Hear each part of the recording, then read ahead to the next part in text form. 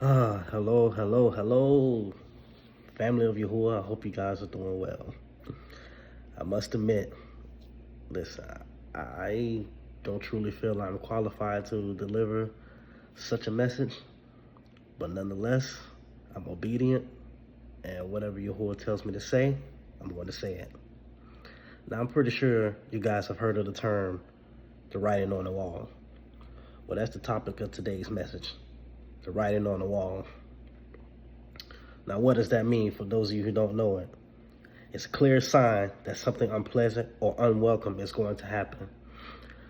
And I gotta say, Mashbakar, the past couple of days, I've been strongly sensing that there's gonna be some type of major event taking place. I can't say when. I don't want to say soon, because soon could be tomorrow, it could be 3 days from now. But I truly believe that some type of global event is going to take place where it's going to shake some things. Well, Yahuwah is going to shake some things, I might add. But as we get into the topic, we're going to read Dan Yahuwah, which is Daniel chapter 5. And we're just going to read a couple of things. And as we, read these verses, you're going to see that some of this is happening right now. So chapter 5, verse 1, Belshazzar, the king, made a great feast to 1,000 of princes and drank wine before the 1,000. And Belshazzar, while he tasted the wine, commanded to bring the golden and silver vessels which his father Nebuchadnezzar had taken out of the temple, which was in Yahushalom, that the king and his princes, his women, and his concubines might drink thereof. Now you see, these people, they just having a good time, right? Getting drunk, being merry, acting like nothing has happened. Something similar took place, early in this pagan year, in their, quote unquote January, pagan month of January, when President Donald Trump got sworn in. And you see, after that happened, so many people, it almost seemed like they just kind of got relaxed. You know what I mean? People were saying Trump is going to save America. Trump is bringing America back. What was the phrase they were saying? Oh, America is coming back to its golden age. That was said quite a lot, actually. But all these people, and did you see how all the leaders all over the world were congratulating Trump and saying how they're willing to work with Trump and hope he's successful? And just people were just celebrating. And you can see it even right now. Many people, especially in the United States, they're still in this honeymoon phase. So many people I see doing content talking about how Trump is doing this and Trump is changing that and he's making America great again and all that stuff. I got a question for all of these people. How can a nation that is predestined for judgment from the Most High Yahuwah be great again? How can a nation that sheds so much innocent blood, a nation that is built on violence and bullying and so much conniving things and all the stuff that this country has done, and you think it's going to be great again? Why do people think that this nation is going to be great again? A nation that's predestined to fall, predestined for judgment. And believe me when I tell you, Yahuwah is going to judge this nation, and quite frankly, all other nations as well. Only those who are in him will remain steadfast. Only those in Yahuwah will be preserved. But every other nation, the judgment, the event that's going to take place, that's going to shake some things, they won't be able to hide from it. But again, listen, verse 3. Then they brought the golden vessels that were taken out of the temple of the house of Elul, which was at Yahushalom, and the king and his princes and his women and his concubines drank in them. They drink wine and praise the Elohim of the gold and of silver and of brass and of iron, of wood and of stone. This is happening too. You see all these people, even the Christians and the Jews, you know, they're praising their deities, right? They're thanking God for Trump being put back in office because he's going to bring things in order. You know, there was one video that went viral when Trump was talking about putting Bibles back in the school and putting prayer back in school. And so many people were celebrating. I was like, yes, that's what this nation needs. Bring that back. And then you see that a lot of preachers were talking about how Trump is chosen by God and he's gonna make things right again. Yeah, everybody's all happy. Everybody's all, as they would say, happy-go-lucky. Everything seems hunky-dory. Everybody is just relaxing, rejoicing, thinking that the economy is going to be back on the good end, right? Not seeing, and I don't mean to laugh about this, because I'm actually sad and troubled by a lot of ignorance of people, that they can't see that what Yahuwah is about to do. They're not paying attention on the events that's shaping up to lead, that's going to lead to a I can't even say the word right, a cataclysmic event, where when it happens, the whole world will see it. Just like I'm about to talk about right here in verse 5.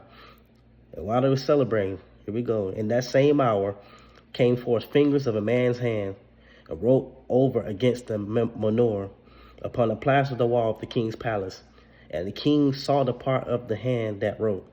Then the king's countenance was changed, and his thoughts trembled, so that the joints of his loins were loosed, and his knees smote one against another. Man, when he saw that, it shook him. When people see this event, that's going to happen to them too. Their knees are going to be shaking. Their countenance will fail because of the event, because of this global catastrophe that's going to happen. And they're going to be scared. They're going to be troubled. See, in Lucas 21:26, it says, men's hearts failing them for fear, looking after those things which are coming on the earth. There's going to be so much fear and panic and anxiety amongst the people, amongst the world, amongst the nations.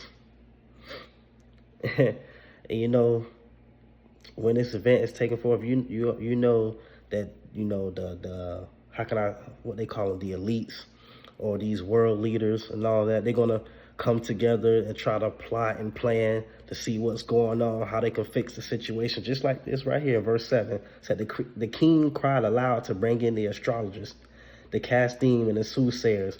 And the king spoke and said to the wise men of Babel, whosoever shall read this writing and show me the interpretation thereof shall be clothed with scarlet and have a chain of gold about his neck, and shall be the third ruler in the kingdom. So look at this. Look at this. And the same thing's gonna happen, but in a different way. Like I said, they're all gonna take counsel together in their secret chambers. These billionaires and millionaires and these people who, quote unquote, think they rule the world. And they're gonna be trying to strategize. They're gonna be trying to plan on how they can, you know, get out of the situation, how they're gonna make things better, how they're gonna stop the chaos. But all their counseling won't be nothing. All their strategy will fail them. Because even then, they're going to realize that what's happening is beyond their fleshly means. It's beyond their comprehension, their understanding. Look in the book of Shamuth, chapter 8. We'll start at verse 18. Now the magicians did so with their enchantments to bring forth the lights, but they could not. So there were lights upon man and upon beast. Then the magicians said unto Pharaoh, this is the finger of Elohim. And Pharaoh's heart was hardened. He hearkened not unto them, as Yahuwah has said. To understand that when they take counsel, they're going to say to themselves that what's happening is beyond them. They can't do it. Their hands can't touch it.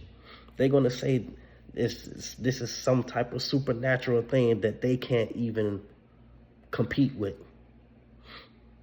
So y'all know, a lot of times when things happen around the world, when certain events take place, you see people come and do these videos talking about conspiracy theories and how they were doing this and how they set up this and how they created this. Now, make no mistake about it. I do believe that these wicked people can do things. Satan can do things, and he does use his people to do things. But however, when this event takes place, when the powers of the Shamayim shall be shaken, when Yahuwah puts his writing on the wall, when Yahuwah does this thing, there is nothing no one can do about it. There's no counseling that they can do. There's no strategy that they can come up with. There's no plan that they can create. There's no budget that they can try to, make up. There's nothing that no one can be able to do when this thing takes place. Yirmiyahu, chapter 10, verse 10. I actually want to read it. I was going to read it from my notes, but I actually want to read it from the text. Sorry, let me get to it.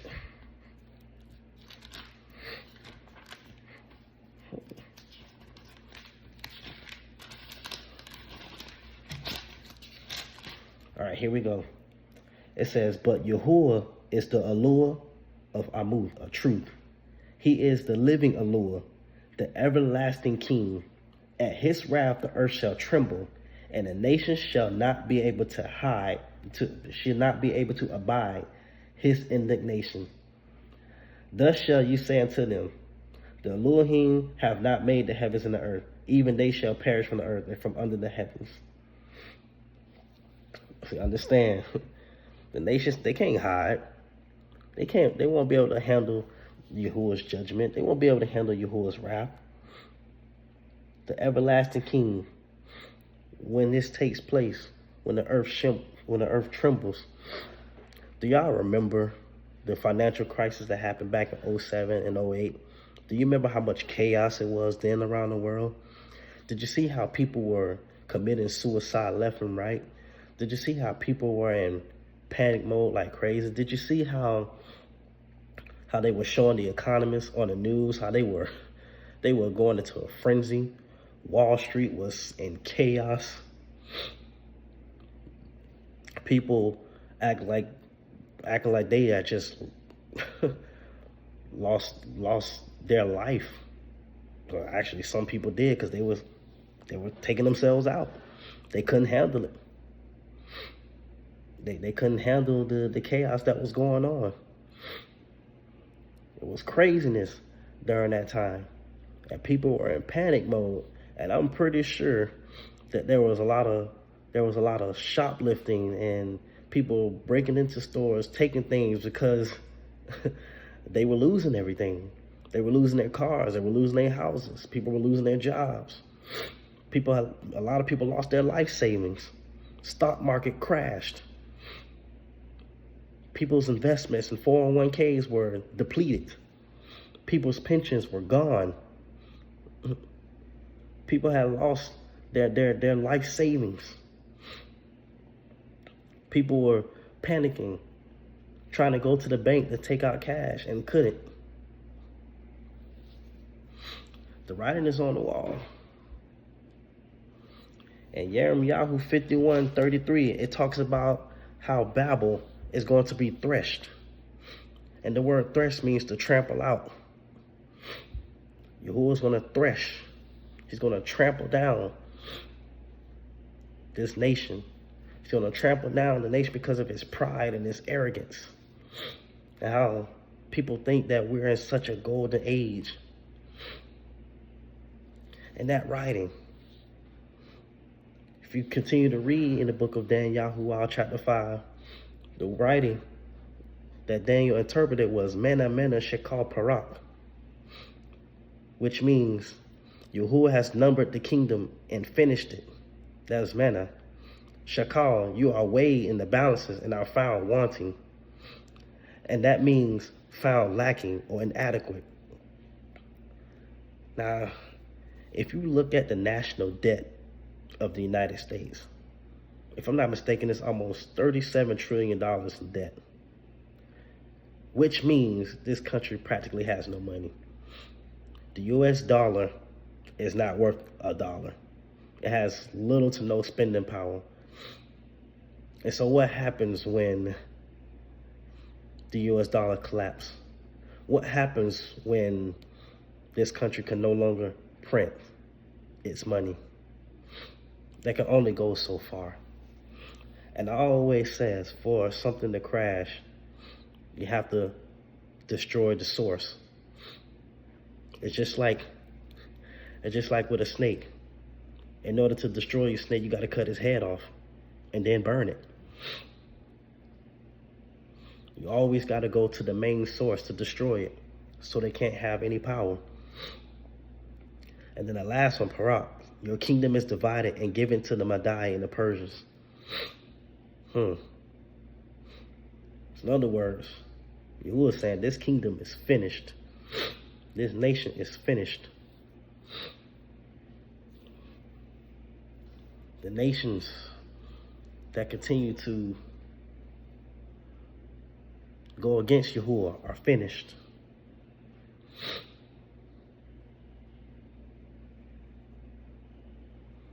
It's been the days of Babylon are numbered. The days of Babylon are numbered. I know a lot of people have been saying it, but it's true. It's true. When they say peace and security, but then there will be sudden destruction. When this event takes place, for a lot of people, it's going to sneak up on them.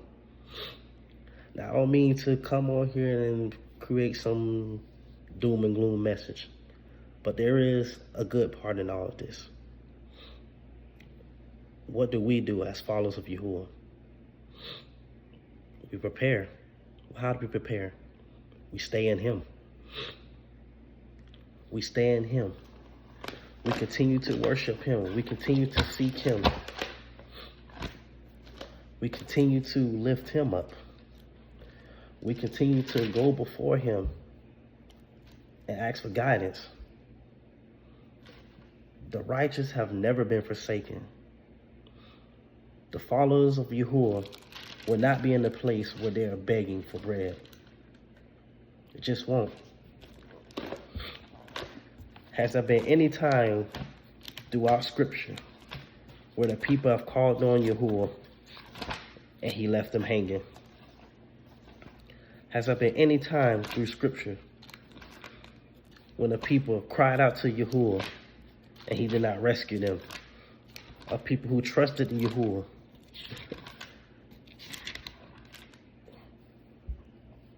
I want to read something really quick. In the book of Sirach, chapter 2, starting at verse 10, it said, look at the generations of old and see, did ever any trust in Yahuwah and was confounded? Or did any abide in His fear and was not forsaken?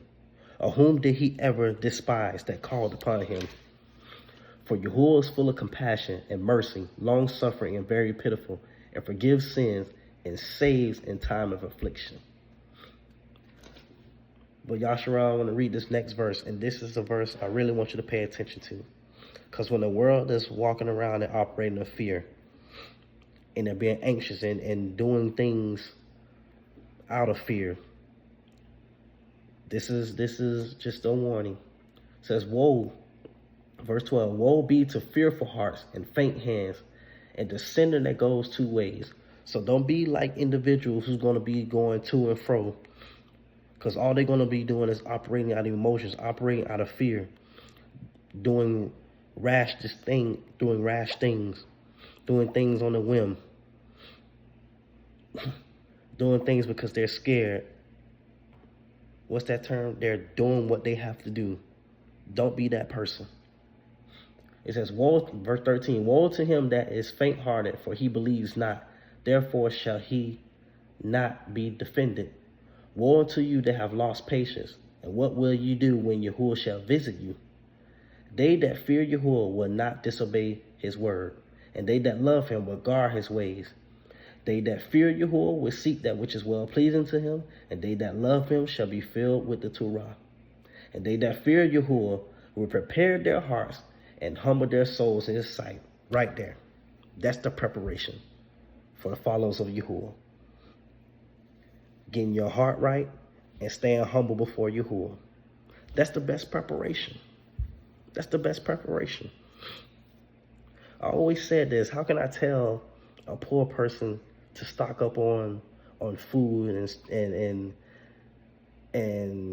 stock up on this if they don't have the means to get certain things? You know, you see, I always, you know, when I scroll through YouTube and you always see these titles from these so-called financial literate or financially smart people. And the one thing they like to say is, take all your cash out of the bank. And the funny thing is, if cash becomes worthless, then what's the purpose of going to the bank and taking out all your cash and hiding under your pillow or your mattress? How can you bargain with something that's going to be worthless? It's a piece of paper, right? For me personally, this is why I always wanted land. And I hope to, you know, get land because I want to grow my own products. I want to grow my own fruits and vegetables and start my own agriculture and, you know, produce my own.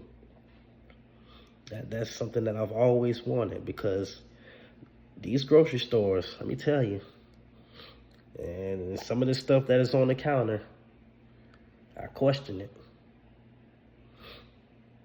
I question it. I'd rather buy from a local farmer.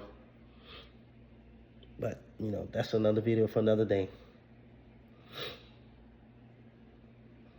So yes, that right there, that's the preparation. Stand in Yahuwah. Stand in Yahuwah. Because if you walk in fear, you're more than likely to be disobedient. And you're more than likely to do some things that goes against Yahuwah. Remember what King Saul did, right? When he operated in fear, he sought counsel from a witch. Did an abominable thing. And so, my final, how can I say, my final word for you for this video is to make sure that you get your houses prepared. You know, husband and wife, pray for each other. Make sure your kids are prepared. Seek Yahuwah all the time. Keep him first, always. Pay attention to what's going on around you. And be sensitive to the Ruach HaKodesh when he speaks, when he leads and he guides. That's it for this video. I will say no more or no less than what Yahuwah wants me to tell his people. I love you guys. May you have a wonderful evening.